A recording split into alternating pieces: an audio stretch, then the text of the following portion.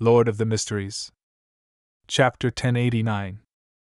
A difficult decision. After sitting for a while, Klein raised his hand to rub his temples. He then stood up, took 4 steps counterclockwise, and went above the gray fog. He then conjured Gehrman's sparrow. By praying to Mr. Fool, he sent messages to Danitz and the hermit Katlia. The message for the former was to remind him to be careful of the secret order. Although he didn't believe that Zaradel would directly seek out Danitz, a person who had crossed paths with Gehrman's sparrow on the surface, there was nothing wrong with reminding him regardless. As a bizarro sorcerer, Klein had a certain level of understanding of the beyonders of the seer pathway. He believed that those who could truly advance to such a state were sufficiently cautious and careful. This didn't exclude certain oddities and exceptions, but it definitely didn't exclude Zaradel, who was at sequence 1. And in this situation, in the eyes of an angel who was in control of enough secrets, Danitz was more like bait that was deliberately thrown out to fish for certain targets. Therefore, it was highly likely that Zaradel would very carefully and cautiously avoid him. At most, he would send members of the secret order to do some direct or indirect investigations. By the same logic, the message that Klein gave the hermit Katlia had the same content. However, this wasn't the main point. The main point was for her to immediately contact Queen Mystic Bernadette, saying that Gehrman's sparrow wanted to meet her as soon as possible.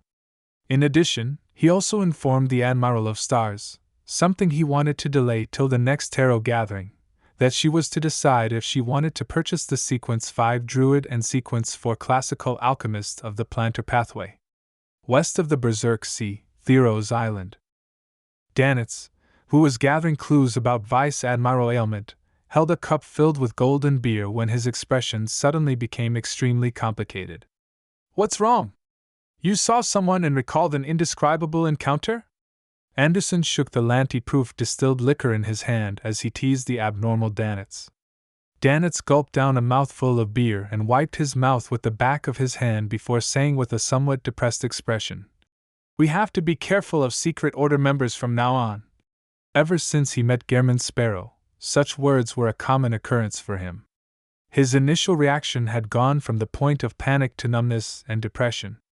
He suspected that one day, he would be listed as being wanted by all organizations of different sizes, except Mr. Fool's organization. Anderson sized up Danitz when he heard that as he chuckled. "Sometimes I feel that Gehrman's sparrow is more like a hunter than me." So the two of you have a special method of communication. You don't even need to summon a messenger." Danitz was just about to say a few perfunctory words when a person from Intis rushed into the tavern. He held a telegram and shouted, "Fasak launched an air raid on Backland. Lone has officially declared war." "Declared war?" Anderson and Danitz looked at each other. By relying on their pathway's characteristics, they acutely caught the scent of a large-scale war. Fasak attacked Backland and Pritz Harbor, and in return, Lone has officially declared war. The 3 ironclad warship fleets weren't at the harbor, so there wasn't many losses. They're heading back to the Lone coast. Katla's crew happened to pass through Orvie Island, and they had gathered all sorts of information from the telegrams. Just as she was thinking about how the pirate crew would react in this situation, she suddenly saw an endless gray fog and heard the word Gehrman's sparrow. "Be careful of the secret order members. Be careful of Zaradel." As someone from Intis to a certain extent, what caught Katla's attention was something that with the least importance. And it was precisely because of this that she had no doubts about the word Gehrman's sparrow's request to meet the Queen as soon as possible. She believed that this was related to the secret order and Zaradel. Finally, she said the 2 potion names softly. "Druid. Classical Alchemist." This Sequence 4's modern name should be the Ancient Alchemist. It was previously called Human Alchemist. Katla subconsciously walked to the window and cast her gaze down. On these seas, which had a time difference between it and Backland, Frank Lee and Artisan Sealf were leaning on the side of the ship, sunbathing. The former had a relaxed expression and looked very pleased, but there was a pensive look in his eyes. It was as though there were still some problems that couldn't be resolved. The latter's face was pale, and his lips were quivering. Scattered over his clothes were mushrooms. Druid. Ancient alchemist. Admiral of Stars. Katla repeated the two terms again, feeling as though something was pressing down on her. After about 10 seconds, Katla adjusted the heavy glasses on her nose bridge and consoled herself. Mr. Fool didn't give any warnings. It means it's not a big deal. With this thought in mind, specks of bright light floated down, forming a staircase of light between the captain's cabin window and the deck. Katla went down the stairs and walked to Frank Lee and Sealf's side. After a few seconds of silence, Katla asked, "Frank, what are your dreams?" Only then did Frank Lee realize that his captain had arrived. With a push of his palm, he flipped to his feet. Dreams? This biologist thought about it seriously and said, "I wish to be able to study the soil, the creation of objects, and cross-breeding techniques without restrictions, so as to ensure that humans will no longer be hungry anymore. Equality between people will be achieved. What you can do, I can do. What you can grow, I can also grow." Upon hearing this, Artisan Sealf slowly got up and silently crouched to the side, opening his mouth and vomiting. Frank Lee continued without being affected. "In order to have such a world, one has to have sufficient food and resources, so I hope to create all kinds of creatures that can deal with different environments and conditions. Everyone has their own tendencies. I prefer fish, beef, and spores." Katla finished listening to Frank's description with a deadpan expression. However, during this process, she repeatedly nudged the thick glasses on her nose thrice. After a moment of silence, Katla asked, "There's only one step left to your research now?"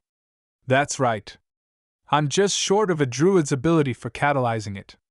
If I can't get the formula, I'm thinking of getting Sealf to help me make the druid beyonder characteristic I have into a mystical item," Frank answered frankly. "No, I won't help you. You devil!" The silently vomiting Artisan Sealf raised his head and shouted anxiously.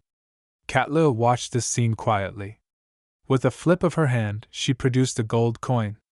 Ding! The gold coin flipped up before landing in Katla's palm, heads facing up. "I have the druid potion formula. It's from Gehrman Sparrow, 5,000 pounds, Katla explained in detail, as though she was deliberately telling Artisan Sealf, informing him who the true murderer was. A look of pure joy immediately appeared in Frank Lee's eyes. "He really is a swell guy. Captain, I've only saved up to 3,000 pounds. Can you lend me 2,000 pounds? Most of his previous savings had been used to buy the druid beyonder characteristic, and he had even sold some of his items." Katla fell silent once again. A few seconds later, she nodded while Frank Lee's expectant eyes were on her. "Okay. North Borough, Backlund Medical University's affiliated hospital." Eudora lay on the bed with a blank expression, lacking the vibrancy a young girl should have. She had woken up from her coma some time ago, but she hadn't opened her eyes. Thus, she heard the doctor tell her parents that the injury she received to her right leg from the air raid likely couldn't be saved. They had to be prepared for an amputation procedure. After that, she lay down in a daze, feeling as though there were many people coming and going one after another.